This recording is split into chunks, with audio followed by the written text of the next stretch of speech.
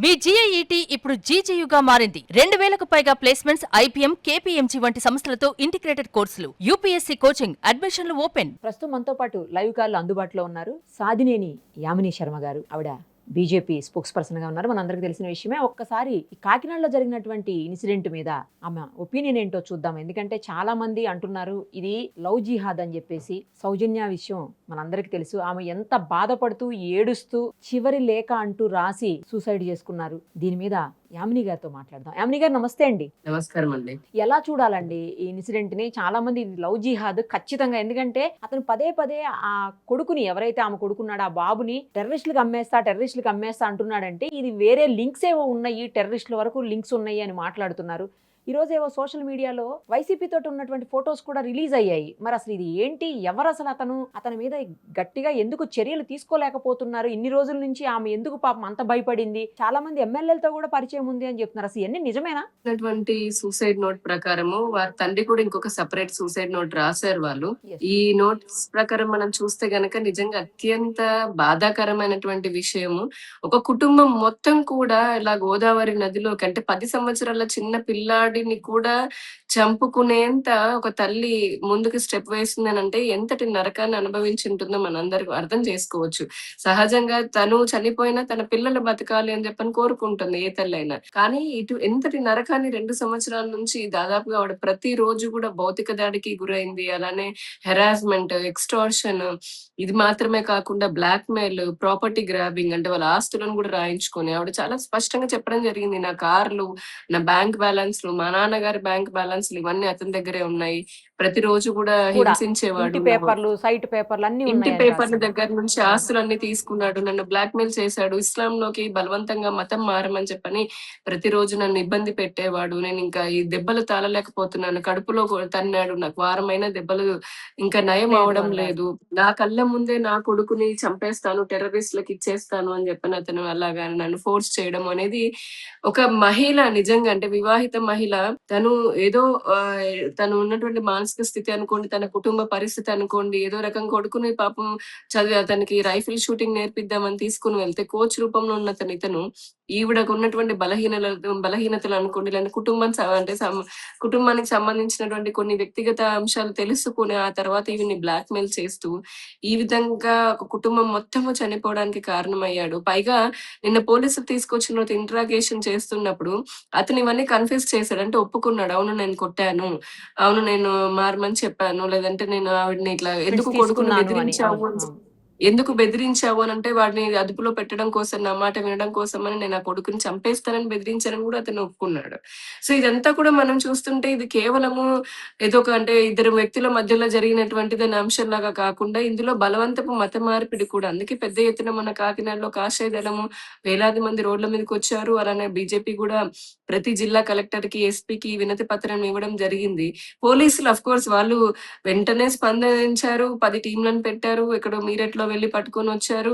అదంతా అయినప్పటికీ కూడా అతని పైన పెట్టినటువంటి సెక్షన్లు మరింత కఠినంగా ఉండాలి. ఎందుకంటే టార్గెట్ చేసి, ఇప్పుడు ప్రతి ఇంట్లో సమస్యలు ఉంటాయి, కానీ ఇట్లా టార్గెట్ చేసి బ్లాక్ మెయిల్ చేసి పూర్తి ఒక కుటుంబం మొత్తం, హిందూ కుటుంబం అంతా నాశనం అవడానికి కారణమైనటువంటి షేక్ సాదిక్ ఖాన్ ఎవరైతే ఉన్నారో, కోచింగ్ల పేరుతో, జిమ్ ట్రైనింగ్ పేరుతో ఈ విధమైనటువంటి అరాచకాలు బాగా పెరిగిపోతున్నాయి. ఇంతకుముందు గతంలో ఇదే నిరుపమ గారు ఇదే సత్యనారాయణపురంలో కూడా ఒక కేసు నమోదైంది. విజయవాడలో సేమ్ సత్యనారాయణపురంలో ఒక అమ్మాయిని ఇట్లానే జిమ్ ట్రైనర్ నీకు ప్రోటీన్ షేక్స్ ఇస్తాను అని చెప్పని తీసుకొని వెళ్ళి ఆ అమ్మాయికి స్పృహ లేకుండా మత్తు మందు కలిపి తర్వాత వీడియోస్ తీసుకొని బ్లాక్ మెయిల్ చేయడము, డబ్బులు గుంజడం. అంటే ఇది ఆంధ్రప్రదేశ్ లో కూడా ఇటువంటి ఈ రకమైనటువంటి ఈ లవ్ జిహాద్ ఎందుకు అంటున్నాం ఇది స్పష్టంగానంటే వాళ్ళ టార్గెట్ హిందువులు, హిందూ అమ్మాయిలు, పెళ్లి కానటువంటి హిందూ బాలికలు, పెళ్ళైనటువంటి కూడా హిందూ వివాహితులు ఎవరైతే ఉన్నారో వారిని టార్గెట్ చేస్తూ, వారి వెంట పడుతూ, వేధిస్తూ, వాళ్ళ నుంచి అన్ని దోచుకొని తిరిగి బ్లాక్ మెయిల్ చేసి కావాలంటే ఇంకొక స్టెప్ ముందుకెళ్ళి ఈ విధంగా వారి ప్రాణాలు కోల్పోయే పరిస్థితికి వీరు తీసుకొని ఆ రకంగా బ్లాక్ మెయిల్ చేయడం అనేది చాలా దురదృష్టకరం. మేము పోలీసుల్ని ముఖ్యంగా ఈ సందర్భంలో భారతీయ జనతా పార్టీ ఆంధ్రప్రదేశ్ రాష్ట్ర ప్రభుత్వానికి వినతి అంటే మేము విన్నపం కూడా చేసుకున్నాం. అలాగే it is one of our demands అన్నమాట. యాంటీ కన్వర్షన్ లా తీసుకొని రావాలి. ఎందుకంటే ఆంధ్రప్రదేశ్ లో ఇటువంటివి జరుగుతున్నాయి. ముఖ్యంగా హిందూ అమ్మాయిలు బలైపోతున్నారు కాబట్టి ఆ కోణంలో కూడా రాష్ట్ర ప్రభుత్వం ఇప్పుడు ఇప్పుడు మా బీజేపీ పాలిత రాష్ట్రాల్లో 12 రాష్ట్రాల్లో పైగా యాంటీ కన్వర్షన్ లా ఉంది. అలానే ఆంధ్రప్రదేశ్‌లో కూడా ఇటువంటి ఘటనలు పెచ్చుమీరిపోతున్న తరుణంలో ఈ యాంటీ కన్వర్షన్ లా గూడా తీసుకురావాలని మేము స్టేట్ గవర్నమెంట్‌ని డిమాండ్ గూడా చేస్తున్నాము. ఇతన్ని మటుకు ఎందుకంటే అతనే ఒప్పుకున్నాడు. కన్ఫెస్ చేసాడు గూడా షేక్ సాదిక్ ఖాన్. నేను పొటాషియం సయనైడ్ హైదరాబాద్ నుంచి తీసుకొనొచ్చాను. వాళ్ళ భర్తకిచ్చాను అని చెప్పనని. సో ఇది మర్డర్ కేస్ కాబట్టి కేవలం అంటే ఇది తర్వాత బెయిల్ వచ్చేసి అతను బయటికెళ్ళిపోవడం అనే యాంగిల్ అని కాకుండా, ఇప్పుడు అతను ఎంత ధైర్యం లేకపోతే నాకు పోలీసుల్లో తెలుసు లేదంటే టెర్రరిస్ట్‌లకి ఇచ్చేస్తానని అంటాడు. సో ఈ కోణంలో గూడా ఖచ్చితంగా పోలీసులు మరింత దర్యాప్తుని చేసి, చాలా లోతుగా దర్యాప్తు చేసి, అతని వెనకాల ఏమైనా సరే ఇటువంటి సంఘ విద్రోహ, దేశ విద్రోహ శక్తులేమైనా ఉన్నాయా? లేదంటే అతనికి అంత ధైర్యం ఎక్కడి నుంచొచ్చింది? ఊరికనే ఇప్పుడు మామూలు ప్రజలైతే అనలేరు. నీ కొడుకుని నేను టెర్రరిస్ట్‌లకి అప్పజెప్పేస్తానని ఎవరంటారు? ఎవరు అనలేరు కదా! అంటే అతని వెనకాల ఉన్నటువంటిది ఏమిటి? అదే లేదంటే అతనికి ఉన్నటువంటి లింక్స్ ఏమిటి? ఇప్పుడు ఏదో వెళ్లారు, అరెస్ట్ చేసేసారు అని కాకుండా కఠినమైనటువంటి చర్యలు తీసుకొని కోర్టుని కూడా ఫాస్ట్ ట్రాక్ కోర్ట్ ఏర్పాటు చేసి, ఇటువంటిది పునరావృతం కాకుండా ఉండే విధంగా చర్యలు తీసుకోవాలి అని చెప్పనని ఈ సందర్భంగా మేము రాష్ట్ర ప్రభుత్వాన్ని కూడా డిమాండ్ చేస్తున్నామండి. యాక్చువల్లీ ఒక వైసీపీ వాళ్ళతో ఏవో సంబంధాలని లేకపోతే కొంతమంది వేరే ఎమ్మెల్యేలతోటి ఉన్నాయి అది ఇది అని అంటున్నారు. అది నిజమేనా? ద్వారంపూడి ఈ రోజు అదే చేస్తున్నారు. మనం కూడా సోషల్ మీడియాలో చూస్తున్నాము. అతను ప్రారంభోత్సవానికి కూడా ఈ వైసీపీ వాళ్ళు వెళ్ళినట్టుగా, అతనేమో మళ్ళీ అతను అంటున్నాడా కేవలం ప్రారంభోత్సవానికి పిలిస్తే మాకున్నట్టుగా అని చెప్పనని అంటున్నారు. ఏదేమైనప్పటికీ పోలీసులు ఈ యాంగిల్‌లో కూడా అంటే అసలు ఇందాక నేను చెప్పినట్టుగా ఎవరు అది ఏ పార్టీ వాళ్ళైనా, ఎటువంటి వాళ్ళైనా సరే ఇంతటి దారుణం జరిగిన తర్వాత అసలు జరగకుండా ఉండాల్సింది. జరిగింది. కానీ ఇప్పటికైనా బతికున్నటువంటి 10 సంవత్సరాల పిల్లాడు రేపొద్దున అతని లైఫ్‌కి ఎంత థ్రెట్ ఉంటుంది? ఇప్పుడు మనం ఓన్లీ చనిపోయినటువంటి కుటుంబం గురించి ఆలోచిస్తున్నాం గానీ, ఆ 10 సంవత్సరాల పిల్లాడు అతని రేపొద్దున లైఫ్ థ్రెట్ ఉండదని చెప్పని గ్యారంటీ ఏంటి? అతని భవిష్యత్తుకి భరోసా ప్రభుత్వం కల్పించాలి. కల్పించాలనంటే ఇటువంటి షేక్ సాదిక్ ఖాన్ అతని వెనకాల ఉన్నటువంటి వాళ్ళు అది వైసీపీ వాళ్ళు ఎవరైనా సరే ఏ పార్టీ వాళ్ళైనా ఇతరత్ర ఇప్పుడు అతను అంటే మనకు వస్తున్నటువంటి ఆధారాల ప్రకారం అతను చెప్పిన దాని ప్రకారం ఆ టెర్రరిస్ట్ నేను అప్పజెప్తాను అన్న యాంగిల్‌లో కూడా ఈ మొత్తంగా కూడా చాలా కూలంకషంగా దీనిపైన పోలీసులు పూర్తి స్థాయిలో వాళ్ళు విచారణ చేసి దాని వెనకాల ఉన్నటువంటి వాళ్ళు ఎవరు దాంతో సంబంధం ఉన్నటువంటి ఎంత పెద్ద వాళ్ళైనా, ఎటువంటి రాజకీయ నాయకులైనా, ఏ పార్టీ వాళ్ళైనా సరే దీంట్లో ఖచ్చితంగా వాళ్ళకు కూడా శిక్ష పడేలాగా చూడడం అనేది ప్రభుత్వ బాధ్యత. ఎగ్జాక్ట్‌లీ. అలాగే జరగాలండి. మీరన్నట్లు త్వరితగతిన గూడా ఏదైతే ఉంటదో ప్రాసెస్ అదంతా గూడా లీగల్ ప్రాసెస్ అంతా గూడా త్వరితగతిన జరగాల్సిన అవసరం గూడా ఉంది. సేమ్ టైము ఆ బాబుకి గూడా సేఫ్‌గా బాధ్యత తీసుకోవాల్సినటువంటి అవసరం గూడా ఉంది. మరి అది ఎవరు తీసుకుంటారో, ఎలా తీసుకుంటారో చూడాలి. నిరుపమ గారు ఈ సందర్భంగా ఒకటండి. హిందూ మహిళలకి ముఖ్యంగా అంటే హిందూ కుటుంబాలకి హిందూ సమాజానికి చేతులెత్తి దండం పెడుతున్నాం. అంటే మనకి ఎన్నైనా ఇబ్బందులుండొచ్చు. లేదంటే గనక మనకి ఎన్నో అంటే కష్ట నష్టాలు ఎదుర్కోవచ్చు. కానీ దాంతోటి ఎవరో ఇటువంటి ముఖ్యంగా ఎందుకంటే 1 కాదు, 2 కాదు. ఇదే ఆంధ్రప్రదేశ్‌లో నేను ఎన్నో లవ్ జిహాద్ కేసెస్ మా దగ్గరికి వస్తూనే ఉన్నాయి. ఏమని ఇలా ప్రేమ పేరుతో ప్రేమించడము, తర్వాత పెళ్లి చేసుకుంటానని చెప్పని మాయమాటలు చెప్పి దుబాయ్‌కి పంపించేయడము. ఇటువంటి సంఘటనలు మనం చూస్తే హిందూ ముఖ్యంగా నేను చెప్తున్నాను హిందూ మహిళలు, అమ్మాయిలు గుర్తుపెట్టుకోండి. మీరు ఇలాగా అంటే చేస్తున్నారనేది ఎవరిని తెలియాలి కదండీ. పడితే ట్రాప్ చేస్తున్నారని కొంచెం అదే. కేర్‌ఫుల్‌గా అంటే ఇప్పుడు గమనించుకోగలిగితే మనలాంటి వాళ్ళ అవేర్‌నెస్ ఇప్పుడు మీరున్నారు. మనలాంటి వాళ్ళ అవేర్‌నెస్ ఏంటంటే, నేను సుమన్ టీవీ ద్వారా నేను వారి హిందూ సమాజానికి ఒక పిలుపునిస్తున్నాను. అమ్మ ప్రేమలు ఇవన్నీ ప్రేమించుకున్నంత సేపు బావుంటాయి. అందరిని అనట్లేదు. కానీ మనం గనుక ఓవరాల్‌గా చూస్తే ఇప్పటి వరకు హిందూ మహిళలు, బాలికల పైనే టార్గెట్ జరుగుతుందన్నది అది సత్యం. అది డేటా రిపోర్ట్ కూడా చెప్తోంది. ఇందులో నిర్వివాదమైనటువంటి అంశం ఇది. రెండోది ఎయిదర్ ఫ్రిడ్జ్‌లో 32 మొక్కల్లాగైనా ఉంటున్నారు. లేదంటే గనక నేను డీల్ చేసిన కేసు అదే చెప్తున్నాను. గుంటూరులో చేసాం. ఎస్పీ దగ్గరికి మేమే వెళ్ళాము. ఇలా ప్రేమ పేరుతో ప్రేమించి తర్వాత బలవంతంగా ఇస్లాంలోకి మతం మారమని చెప్పని ఒళ్ళంతా కాల్చారు అమ్మాయిని. కాల్చి దుబాయ్‌లో నిన్ను బ్రోతల్ హౌస్‌కి అమ్మేస్తాము అని చెప్పనంటేనే ఆ అమ్మాయి ఇంకా పోలీసుల చుట్టూ తిరిగి అలసిపోయి తర్వాత హిందూ సంఘాల దగ్గరికి వచ్చింది. సో, ఇలాంటి కథలు చాలా వస్తున్నాయి. దురదృష్టవశాత్తు కేవలం ఆంధ్రప్రదేశ్ అని కాదు ఇటు తెలంగాణలో అయినా చాలా రాష్ట్రాల్లో పోలీసులు గూడా కొంతమంది దీన్ని కేవలం లవ్ కేసెస్ లాగానే వాళ్ళు తీసుకుంటున్నారు. అంటే ఇందులో ఆ బలవంతపు మత మార్పిడి అనే యాంగిల్‌ని వాళ్ళు కావాలని రిజిస్టర్ చేయడం లేదు. ఇది కూడా మేము అంటే పోలీసులను కూడా రిక్వెస్ట్ చేస్తున్నాము. ఖచ్చితంగా ఇటువంటిదేదైనా వస్తే మీరు లవ్ జిహాద్ కింద కూడా ఆ కోణంలో మీరు ఖచ్చితంగా కేసులు రిజిస్టర్ చేయాలి. అప్పుడే వారికొక భరోసా వస్తుంది. అలానే హిందూ మహిళలు ఇలాంటి జరిగినప్పుడు హిందూ సంఘాల దగ్గరికి రండమ్మా. లేదంటే నిజంగా బయటికి చెప్పుకోలేనివి ఏమైనా ఉన్నాయి, లేదా ఇబ్బందులున్నాయి, బ్లాక్ మెయిల్స్ ఉన్నాయి. మాలాంటి వాళ్ళం ఉన్నాము. కడుపులో పెట్టుకుంటాము. బయటికి రానివ్వకుండా మేము మీకు తోడుంటాము. ఏ విధమైనటువంటి మీకు ప్రభుత్వ పరంగా రక్షణ, లేదంటే చట్టపరమైనటువంటి రక్షణ కావాలంటే అట్‌లీస్ట్ స్త్రీలు ఉన్నాం కదా రాజకీయాల్లో. మాలాంటి వాళ్ళ దగ్గరికైనా రండి. లేదా ఇది హిందూ చైతన్య వేదికలున్నాయి, బజరంగ్ దళ్ ఉన్నాయి, విశ్వ హిందూ పరిషత్ ఉంది. ఇలాంటి వాటిల దగ్గరికి వెళ్తే మీరు ప్రాణాలు కోల్పోయేంత పరిస్థితి రాకుండా మీ ప్రాణాలను కాపాడడానికి మా వంతు కృషి మేము చేస్తాం గదా! అంటే అదే చెప్తున్నా. అంటే మనం అంతా అయిపోయిన తర్వాత బాధపడ్డము అనే దానికంటే ఇబ్బంది జరిగింది. చాలా నష్టపోయారు. చాలా మానసిక వేదన అనుభవించారు. అంతటి ఎక్స్‌టార్షన్ అండి. ఆవిడ లెటర్ చదువుతుంటే నిజంగా చాలా బాధేస్తుంది. బాధేసిందండి నిజంగా. ప్రతిరోజు హింస ఏంటి? నాకేంటసలిది? మా నాన్నగారి పరువు పోయింది. ఎంతో నేను ఒక మంచి వెల్ సెటిల్డ్ కుటుంబం నుంచొచ్చాను. కానీ ఇలాగ నా కొడుక్కి నేర్పిస్తానన్న వంకతోటి నా పర్సనల్ ఇది తీసుకోననంటే అటువంటి పరిస్థితి ఎవరికీ ఎదురు కాకూడదు ఒకటి. ఎదురైతే ధైర్యంగా నిలబడాలి. అండ్ ఏది మనకి ఇంక ఏం తోచట్లేదనని ఆ టైంలో మన బుర్ర పని చేయకపోతే కొంచెం ప్రశాంతంగా ఇంకొకరి సహాయం అంటే నమ్మదగినటువంటి వారి సహాయము. అతను బెదిరిచ్చాడు సాదిక్. నువ్వు ఏ పోలీస్ దగ్గరికైనా వెళ్ళు. నాకు పోలీసులున్నారు అని చెప్పని. కానీ అతని ప్రపంచానికి మించిన పెద్ద ప్రపంచం ఉంది గదా!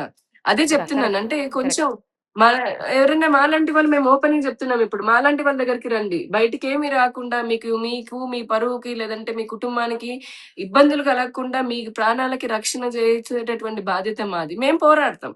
మీ వైపు నుంచి ఎందుకంటే హిందూ సమాజంలో హిందూ బిడ్డలను కాపాడుకోవాల్సినటువంటి బాధ్యత మాకుంది. ఇన్ దట్ కేస్ హిందూ అనే కాదండి. ఏ మహిళకైనా సరే ఇటువంటి అన్యాయం జరగకూడదు.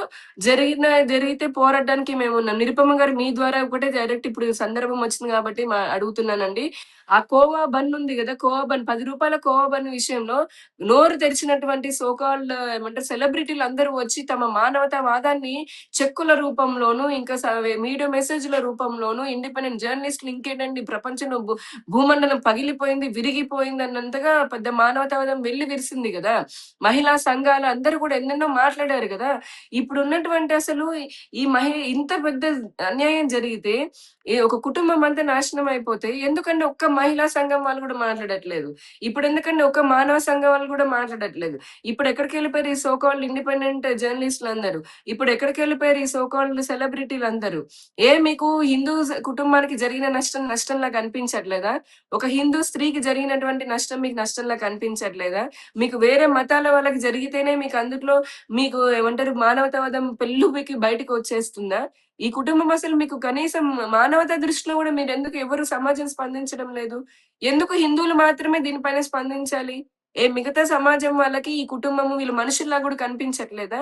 ఇంత బయాస్డ్ ఇంత ఏమంటారు ఒక రకమైనటువంటి బయాస్డ్ నేచర్ ఎందుకు జర్నలిస్ట్‌లకి గూడా? ఈ మీడియాకి గాని, సమాజానికి గాని, మానవ సంఘాలకు గాని, లేదంటే ఈ మహిళా సంఘాలకు గాని ఎక్కడున్నారమ్మా ఇప్పుడు? ఎక్కడ నిద్రపోతున్నారు? రండి రండి కాకినాడలో జరిగింది. ఇంత పెద్ద ఇష్యూ జరిగింది. ఆ 10 సంవత్సరాల పిల్లోడికి న్యాయం జరగాలి. రండి ప్రభుత్వాలని అంటే మీరు గూడా కోరండి. లేదంటే పోలీసులు నిలదీయండి. ఆ కుటుంబానికి అండగా నిలవండి కదా! ఎక్కడో జరిగితే ఇంకెక్కడో ఎవరికో ఒక మైనారిటీ వాళ్ళకో, ముస్లిం వాళ్ళకో లేదంటే రోడ్ యాక్సిడెంట్‌లో చనిపోయినటువంటి ఒక పాస్టర్‌కో దాని గురించి మాట్లాడతారు అందరూ. లేదంటే కోఆబన్ గురించి మాట్లాడతారు. ఇంత పెద్ద సంఘటన జరిగితే ఎందుకండి మాట్లాడరు? ఇదేం బయాస్డ్ నేచర్ అని ప్రశ్నిస్తున్నా నేను ఇదే సందర్భంలో. ఇది అంటే హిందువులంటే ఎందుకంత చులకన మీకు? హిందూ అంటే నాకర్థం కావట్లేదు. మీరు చెప్పండి పోనీ బయటకొచ్చి. ఎందుకు మీరు స్పందించలేదో చెప్పండి. నేనైతే ఈ విధంగానే ఆలోచిస్తున్నా. నేను గాదు హిందూ సమాజం మొత్తం ఇదే ప్రశ్నిస్తుంది ఈ రోజున. రావాలి కదా! మరి అందరూ కొవ్వొత్తులు ర్యాలీలు చేయాలి గదా! ఎక్కడ? ఏది కొవ్వొత్తి ర్యాలీ? ఎక్కడ మరి మొత్తము నేషనల్ మీడియాలో లేదంటే హ్యాష్ ట్యాగులు, ట్విట్టర్‌లు, సోషల్ మీడియాలు ఎక్కడ ఒక్క వార్త రాదే.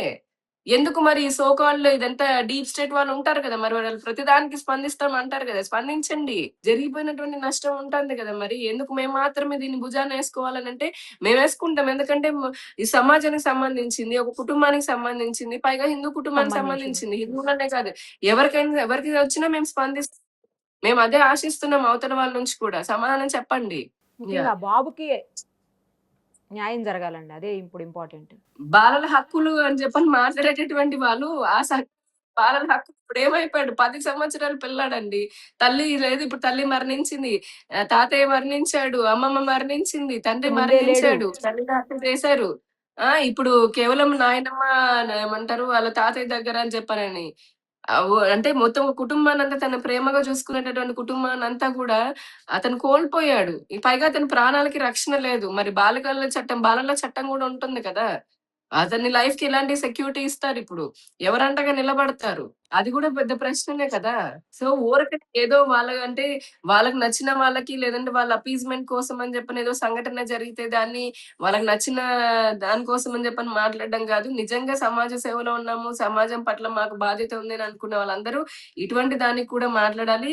ఏదేమైనా హిందూ అమ్మాయిలు వివాహితలు చాలా జాగ్రత్తగా ఉండండమ్మా. సోషల్ మీడియాలో కూడా ఇన్‌స్టాగ్రామ్‌ల పేరిట, లేదంటే టెలిగ్రామ్‌ల పేరిట, ఫేస్‌బుక్‌లో మెసెంజర్‌ల రూపంలో మీ బాధలు మీరేదో సోషల్ మీడియాలో మీ వ్యక్తిగతంగా అన్నీ పంచుకుంటూ ఉంటారు. ఏదో బాధతో ఒక కోట్ పెడతారు. దానికోసం గోతికాడ నక్కల్లాగా ఎదురు చూసేటటువంటి బ్యాచ్ ఒకరున్నారు. నేను ఆన్ రికార్డ్ చెప్తున్నాను. నిన్న మొన్న గూడా ఒక అబ్బాయి దొరికాడు వేరే రాష్ట్రంలో.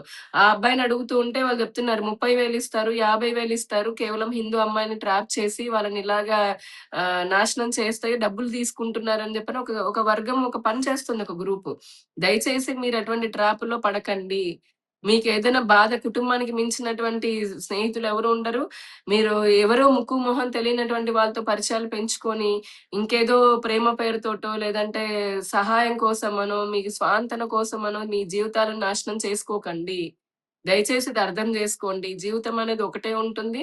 కష్టాలు ఎదురైతాయి. దాన్ని ధైర్యంగా అందరూ కలిపి ఎదుర్కొంటే తర్వాతంతా మంచే జరుగుతుంది.